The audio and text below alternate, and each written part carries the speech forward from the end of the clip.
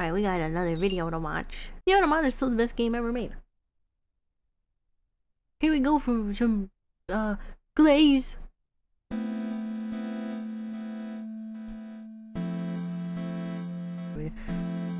Sorry, I'll just let you read it.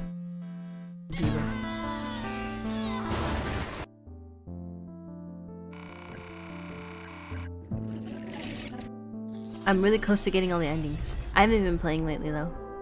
I'm Nier like Automata one. I think. Wait, I think I have one more ending to get, and that's it. I have all the endings, but I haven't been playing lately. There's so much thoughtfulness and raw genius packed in that I've lived in fear that anything I could say about the game would do it an injustice. It is a work of art that delivers rich philosophical themes to its players and its characters, asking, analyzing, and answering fundamental questions about human existence, and it's all done using hot androids killing cute little robots within the greatest video game of all time.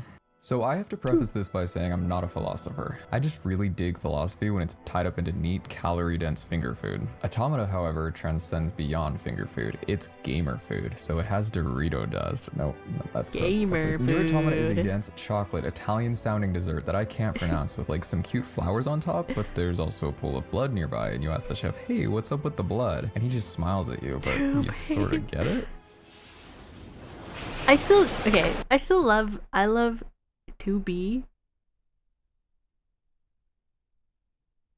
I'll talk about it after. Let's talk about it after. Let's watch the video first. Maybe he touches on the subject. Let's watch the video first.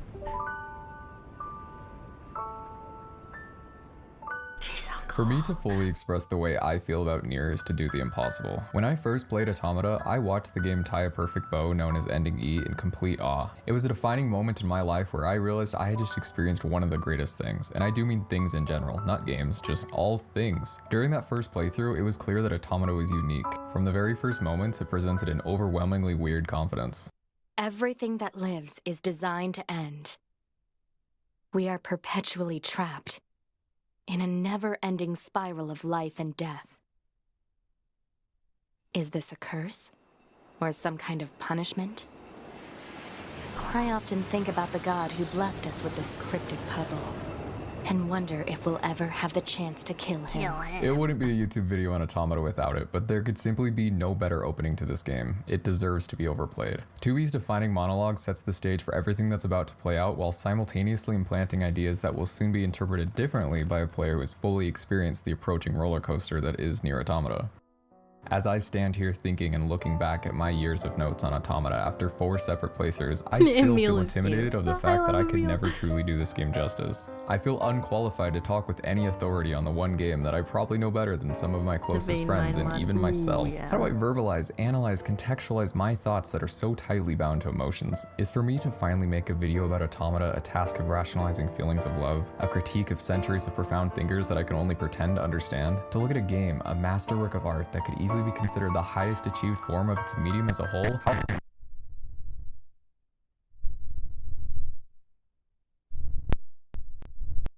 It would feel gross to summarize my thoughts and appreciation for Nier Automata in a relatively short YouTube video. Even given hours to break down a single aspect of it, I wouldn't feel right with the outcome. These themes are so wide-reaching and powerful that I truly fear misrepresenting them and failing to do the game justice. However, I can't not do it. I don't claim to be a real critic. I have to go back and forth on how detrimental it could be to engage with internet culture and promoting your opinion for the sake of it, positive or negative. But I love Nier Automata with every inch of my non-existent soul. Games are my favorite thing, and for now, Nier Automata is probably the best one. If I am to make this video, it has to be clear to me and the viewer that declaring Nier status as an overwhelming masterpiece is not to subtract from any other game, and it comes with a major caveat that I'm not an expert on any of the concepts I will talk about. I don't want to be perceived as pretentious, and neither does the game. There are better creators that can dissect the philosophical and political commentary, intricate lore details, fundamental gameplay design, story analysis, and I highly encourage you to seek them out and watch them. I know even that if I give myself the time, there are already videos out there, so I don't need to create anything that has already been done well. The only thing I uniquely have the ability to create is a video on my perspective. This is my perspective on the game. Perspective is solely someone who loves games and more than I'm glitching. I will get some facts wrong and even get artistic interpretation wrong more likely than not. You are watching this video because you agree with me and you like some self-indulgent love validation as much as I do. We're the same. In case you are on the same page and actually got to this video, someone who has played Nier Automata, don't worry about the spoilers. Yeah, there will be a warning before I get to but thank you for watching. I can't feel the tears coming up from the depths. On a grand level, the significance of Automata is how it stands as the strongest evidence that video games are the most personal storytelling medium. I've heard it echoed that Nier is not just a game. Nier is not just a game. It's definitively a video game, because a video game as a medium of raw potential is so much more than the understood bounds of the past. That is to say, Automata doesn't strive to be anything more than a game. It's not pretentious or overly self-indulgent. It proudly knows what it is and lifts the medium up because of it. It defines the highest point of what a video game can be. In the broad scope of story media alongside books, movies, shows, music, games have one layer of uniqueness: interactivity. Many games before Nier broke down the wall of player interactivity and used it to do commentary on the gaming sphere, but Automata took the idea enormously farther to inject profundity into the space in a way that would make any even casual onlooker of the evolution of games believe that the sky is not the limit, only human creativity is. Interactivity puts you into the story. You're holding a controller, you know it's not you know it's not real, but your actions are real. Games are often violent, you make the conscious brain-bound choice to kill. But does it matter? The average shooter disregards player agency, rightfully so. There's no real point in challenging the player's ethics in a game hyper-designed to appeal to people that look like the guy on the cover. But what if it does matter? A movie will continue to run regardless of if the viewer's watching. A book's pages will look identical whether or not they're turned. Nothing will happen without thousands of player decisions in a video game, small and large, and ones that run with that fact are able to convey stories in an unachievable way without the layer of interactivity. A lot of Automata puts you as the controller of the android 2B. The use of robots in a story that runs on electronic hardware immediately can raise the question of 2B's autonomy. Are you controlling her as a third party, you or yourself, and you are controlling this robot as people do to robots? Or are you supposed to project onto her? Are you making choices for her or with her? In a video game, the "are robots self-aware" trope plays differently, because if the awareness of 2B is considered your own self, isn't this robot's consciousness the only external consciousness you alone can confirm? Let's put it this way, if a lamp in a video game uses real electricity, doesn't a 2B? 2B is sexualized, her outfit is revealing. She's hot. So the game has some expectations because of that. If you attempt to move the camera to look up her skirt, she moves away from the camera, demonstrating some free will from and to the player. So she's both being controlled, but also internally and externally aware. The game plays with this a lot, constantly, and pretty subtly. Right from the opening, it's established that the UI menus are components inside the android that both you and they have control over. The fourth wall. About the outfit. I want to talk about 2B's outfit, because I know people are like, oh, she's sexualized, she's sexualized. I think she's actually not that sexualized. If you take a quick glance at 2B's outfit, right, she's in a dress and she's wearing boots, right, which can often be portrayed as very sexy things, right? But I think if one were to glance quickly at her, look away, she's kind of completely covered up, right, from head to toe. She wears gloves, she has a turtleneck, right, she has despite the fact that she's wearing a dress, her boots go up all the way up to like her thighs. She's pretty much almost head to toe covered, right, besides some parts on her chest. But despite that, I think she's like, I don't know, is it, now calm down, let me slow down, because this is something I'm very passionate about. She is often sexualized, but she doesn't look initially like she's completely covered. I don't know, is that it's such an interesting dynamic to me, not in the fact that I like to sexualize her, but just the fact that she can still pull it off. She's so cool. Isn't that such an interesting dynamic to have a character that is like completely covered and like not purposely showing off anything, although the author of the game has said, right, that androids often looked towards the history records of humans and what they would find quote unquote sexy, right? And the androids like, oh well, we want to be like that, right? Because that's what they liked, which is why oftentimes she is, my cable fell. I just think it's a very interesting dynamic in the clothes. Okay, all right. Broken a lot. It all adds up to a dichotomy of the player feeling both like an actor and a character in the same story. Everything, as far as I can think, is contextualized through Automata's narrative, which creates an experience that's possibly the first with the zero unintended ludonarrative dissonance. All conflicts between designed gameplay mechanics and the chosen narrative unify to convey the story rather than distract from it. Optional UI chips explain why you see a minimap and health bar in the entire OS. Reloading a save after death is restoring an older self. The combat loop of killing and not killing robots precisely conveys the themes through moment-to-moment gameplay. I seriously love when games do this. Another great instance is Celeste being about overcoming something difficult, and the game loop is overcoming challenging platforming. Your perseverance of climbing the mountain is the same as Madeline's, as it acts as a simulacrum to overcoming deeper struggles. Now is the part where I give you the spoiler warning. I'm going to assume you know the full story of Nier Automata. Seriously, do not watch the rest if you haven't played through the game. Since this isn't a review, I'm not trying to convince you to play it. Other people have already done incredible jobs at doing that. But the reason I'm making this video is because Nier is so unbelievably worth playing that if I can convince a single person to play this game after this review, it will have been 7 days well spent. In a medium not exactly known for its love of pacifism or humanism, Nier Automata stands as a genre-defining work of art, one with a message that's vital and highly relevant to the current moment. And I can guarantee that, like me, there is a very sad, very big number of people that won't play this fantastic video game because, like me, they judged a book by its cover. They saw the trailer, the box art, the whatever, and decided right then and there what this game was and whether or not it was. I love the box art, okay? I spent a lot of years having Automata in my library because I always knew it was a game that I wanted to play. I didn't know anything about it. I just, when I was younger, I saw 2B, I'm like, whoa, she's so cool. And then I would see the box art and I'm like, okay, I'm gonna buy this game. And for a long time, it was sitting in my library just kind of collecting dust, which is something I have a lot of other games I need to play. But that was like the first thing that drew it. So that's interesting that there was a lot of people that saw the box art and were off put by it, because that was something that I saw. Look, if it's a good drawing, if it has a good illustration on it, I'm gonna like it. I'm gonna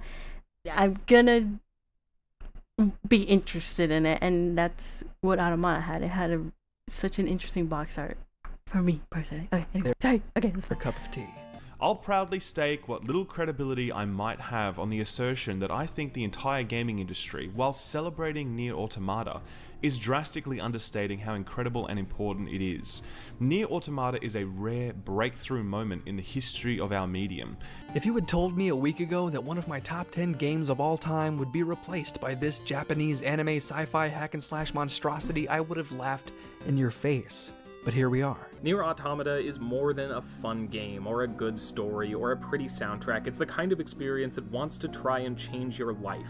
And honestly, if you let it, and devote the amount of intellectual and emotional effort it clearly wants you to, I think it genuinely could accomplish that goal. So yeah, it's pretty good. Full spoilers ahead. Spoilers. Please don't let me be the one to ruin it for you. How are there like 3 massive perfect twists in the last hour of the game? 2B is actually 2E and it's alluded to from the very start. Every time she killed 9S is now fully recontextualized. Also, the androids who thought they fundamentally had some meaning were only created to prevent the rest of the androids from realizing humanity was gone all along, taking away their own purpose of serving humanity. Androids who discovered their god was dead created a new god and disposable servants that would hold up the veil in front of it, and this was all written in a way that keeps the humanity is dead twist working for people coming in from the first Nier, because Council of Humanity is so hammered in that it feels like a retcon. The entire game that highlights finding meaning in a meaningless world was unknowingly a propagation of a lie to hide design meaninglessness and a tragic love story of the 2 pawns who were designed to neutralize each other. Okay, alright, let's go back to talking about killing robots. Nier Automata uses a lot of genres of gameplay and it blends them seamlessly. Sometimes it's a platformer, bullet hell, visual novel, open world adventure, puzzler, RPG, shooter, fighter, but primarily hack and slash. Literally hack and slash, 9S hacks and 2B slashes. Did they discover this pun and base the entire game off it? Does it even mean the same thing in Japanese? I guess so. These frequent genre switch-ups are useful for keeping the game interesting because I think what defines the Drakengard and Nier franchise's heart is repetition. The most frequent game flavor of mercilessly killing robots shows the repetitive nature of their war. If combat was used sparingly and every interaction was designed to be new, it wouldn't cement the idea of their actions being that way. It's the same reason the game repeats itself leading from Route A to Route B. Repetition is used contrary to the fear of annoying the player because it's far more important to cement its core ideas before moving on to explore them in the rest of the game. Machines need to be dehumanized by 2B. The machines don't have feelings. Before 9S rehumanizes them in his own perspective that's hidden the first time through. Game design conventions are swept aside at the small cost of alienating some players. Also, before moving on from the combat, I have to say it's just so great. Platinum Games knows how to make delicious, buttery, gorgeous combat, and Automata will forever be one of the funnest games to me, even isolated from all the rest of its greatness. Like when I pick up this game for a new playthrough, it makes me feel the same way Mario speedrunners must feel. It's basically second nature to me and continues to be so rewarding to master with how much depth is hidden in the movements and combos and weapon variety. In my last playthrough, I discovered you could get extra vertical height with the Mirage program like this. Oh, what the fuck? That's so cool. Beyond just establishing and building a new foundation atop the ideas of Route A, Route B forces the player to emotionally attach to the characters at the same time emotions are being given to the robots. Going through with 2B's perspective of eliminate all machines, with just a hint of, well, maybe not all machines, is mirrored so that the player experiences 2B's same evolution of thoughts. Information is withheld in a way that makes sense to be revealed through 9S's hacking, while also giving new meaning to the scenes that encourage the same reflection that 9S experiences during that segment, unknown to 2B. The first major new perspective seen is during the Simone fight. It also happens that Simone was the first instance of hacking gameplay from the player's perspective. Simone initially seemed weird and creepy as the punchline to a horror amusement park, but was obviously hiding something, as many of the machines have, but it could be written off as just an insane robot that got fed too much human data. And in a way, that was true. She was driven to an extreme after trying to emulate human behavior to win the love of Jean-Paul. If her story had been shown the first time, it's possible a player would see it and mentally resist the idea that maybe forcing women to conform to be valued, seen, and equal isn't a good thing, and ignore her end state. It guarantees the player thinks, dude, that robot was messed up. So that when the reason behind it is shown, it's too late to not have that thought and lead into a deeper connection between the game's implicit mechanics and the presented ideals of existentialist feminism of Simone de Beauvoir. Machines work so perfectly in this story because they're established as something that is not human, only to hit you with the twist that machines and androids are the same, showing both that robots are more like humans than you thought, and maybe humans are more like robots than you thought. De Beauvoir worked to prove that the construct of femininity was not innate and was rather a result of patriarchal conditioning. The design of the machine boss Simone and the unraveling of her story elegantly demonstrates this idea because your own perspective of machines began as them being genderless and as the other before meeting them in the amusement park in Pascal's village, where they've adopted familial roles, gender roles, societal roles, and are just trying their hardest to emulate a fallen world. Simone is a robot without a biological concept of gender, only living in the constructed bounds of binary distinction adopted from humanity. To be free from her torment, she would have to reject their conceptions of how she should be, reject the burden of femininity among machines that have a singular goal of accepting human limitations. I think it's pretty easy to come out of any given boss in R.E.P. and still don't get what it was trying to say, but the messages can still work their way into you subconsciously. I love how it encourages exploration of the rest of the game and even the works that are referenced. Every side quest is just loaded with this stuff. It's great. Some people might not even realize the names are from the real world. It packs a lot of them into the relatively short duration, but luckily it goes beyond just name-dropping smart people. It discusses their ideas in a digestible way while also giving its own opinion on them through critique and forcing the player to confront their own association with the topics through gameplay. It presents Pascal's wager, Jean-Paul Sartre's existentialism is a humanism, Marx and Engels' seizing the means of production, Kant's deontology, Kierkegaard's leap of faith. These abstractions of humanist thoughts show machines trying to reach the top level of the hierarchy of human needs, while the lower levels are shown in the more surface level of the game's plot. The recontextualization and humanizing of machines isn't even the only thing Nier uses its repetition for. Nier Automata only happens because the player engages with it. Even after breaking the cycle at the end, they are perpetually trapped in a never-ending spiral of life and death. Games can be replayed, so they will be. Each playthrough can be considered a different loop through the lives of the 2E-9S duality, and breaking past it shows how life is all about the struggle within this cycle. 9S's opening line has one surface level meaning during the first playthrough, even during the second time hearing it. But the third time, after you choose to play Automata again after seeing ending E, 9S looks past 2B and directly at you. Better make sure he's actually dead next time. I think he's talking about himself. Both of them are digital constructs who need their hands to be held through their tragic existence, trapped in a never-ending spiral by the many human gods or the artist Yoko Taro himself that 2B never gets a chance to kill, but we do. Automata drops the kill god line at the very start because it knows its audience. 2B is bait. She attracts a lot of traditional JRPG fans to the Nier franchise who will immediately hear her opener and think, oh boy, another Japanese game where you kill god at the end. How original. They roll their eyes into the back of their head without realizing their cynicism that's being used to mask insecurity about the things they like is actually being used to set up for harder hitting plot twists. It's a game just begging for you to overlook it and expect nothing more than a shallow anime power trip. Nier uses these established tropes and expectations to explain its existentialism and present its characters in a line of creationism. At the bottom, the pods were created by the androids. They are gods to them that control their existence. To the androids, humans are their gods. They created them and they live to serve them. The humans have their own gods, and above all of them, the true creators of the universe, the names in the game's credits. To my understanding, existentialism explores the problems around human existence and the pursuit of meaning and purpose. While it loves to fully not commit to one singular topic, I feel that the pursuit of meaning is the outer shell holding all of it together. God is dead in Automata. Every interpretable God is dead. It shows androids and machines alike struggling with the futility of searching for life's meaning. It shows the field of thought that life's lack of meaning is reason enough to end it. At any moment of the game, every android is seconds away from suicide. It's right there in the OS. Hundreds of machines bring themselves to an end for all sorts of reasons, to become as gods or as a flawed conclusion to a lifetime of thought. The game rejects this, both in the way it's presented as flawed and Automata's most overwhelming and powerful message. There's futility in finding life's purpose, but the struggle within it and the inevitability of an end is what gives anything meaning. I so much reject the common thought that Nier is a franchise about sadness or leaves the player alone with existential dread, because it's almost the exact opposite. Finding your own purpose and deriving meaning from seemingly designed meaninglessness is the most optimistic thing there is. The story story gives tangibility to these ideas with the setup of Yorha and an extinction of humanity, so it can rip away all the flavor of Japanese storylines and anime robots, hold up a mirror in front of you and say, that's you. Your god is dead. What will you do about it? Do either of those things exist? They'll find out in the end. And so will we. Okay, that's grim. 2B and 9S contrast to show the fight between the urge to hide from this reality against the extreme will to discover it, and only once they finally break free are they able to pursue true, fulfilling purpose. For many within Nier, they find meaning in sacrifice. At first, 2B sacrificed her happiness and life to carry out the will of Yorha. Later, she sacrificed herself to save everyone. A2 does it to save 9S. Pascal does it for his village. Adam did it for knowledge and his brother. Nier for his sister/daughter. Emil for his friends and pretty much everything. And in its final moments, Automata plays its final trick and asks you to make a sacrifice of something tangible, your save data, to help a complete stranger that you will never meet, could never thank you, and might not even care. Am I insane, or is Nier just so devastatingly sad that it wraps around to euphoria? Are games silly little things? A future is not given to you. It is something you must take for yourself. Nier Automata is a mind-blowing game. It's unfathomably, outrageously incredible.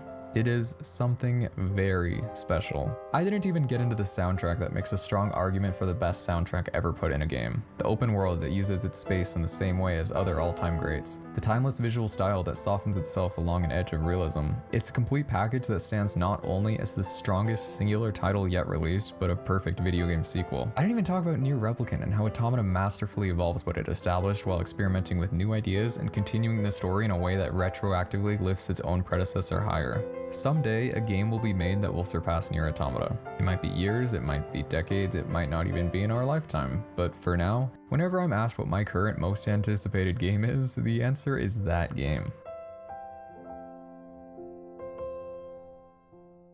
I guess you could say that resting on the back of that game is the weight of the world. I put so much work into this video, I can't end it like that. How about I just ask you to think about hitting that like button if you enjoyed it, and consider subscribing. Seriously, it means the world to me that you're watching and made it this far in. Any bit of support, be it sharing the video or leaving a comment, is extremely appreciated. I didn't say anything. I didn't want to interrupt Glory to mankind. It always ends like this. Who suggested this video? Who suggested this video? What could be said that he didn't say? Personally, it's alright. It's alright game. Now, I think for me, this is a devil. That's what's rude. For me personally, Automata came at a really, really good time in my personal life. Where I also was personally struggling with the purpose of why we do things, why do we bother with life, right? So I think this game came at a very perfect time.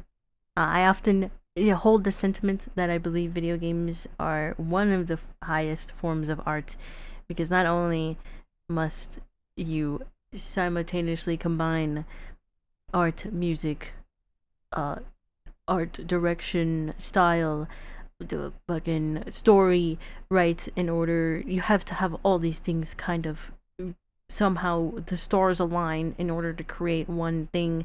And it's even more personalized than movies, because although movie, it also takes the same amount of work, video games touch us more profoundly because you are living the game, you are playing it, you are becoming to be it, you are playing as Ellie from The Last of Us, you are playing as Arthur Morgan in Red Dead Redemption 2, you are the character, right? It's easier to